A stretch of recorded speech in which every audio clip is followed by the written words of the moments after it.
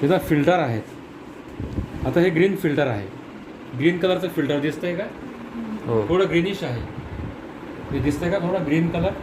आता हा बघा, हा नॉर्मल कलर आहे आणि हा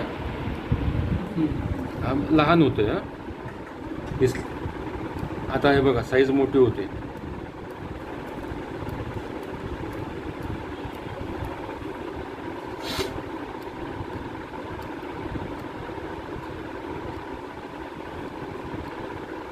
तर हे नॉर्मल वापरतो. आणि हा जो ग्रीन फिल्टर आहे हा कशासाठी वापरतो? जर आतमध्ये हिमोरेज झाला असेल विट्रियसमध्ये किंवा रेटिनावर, तो अतिशय छान दिसतो या ग्रीन फिल्टरमध्ये.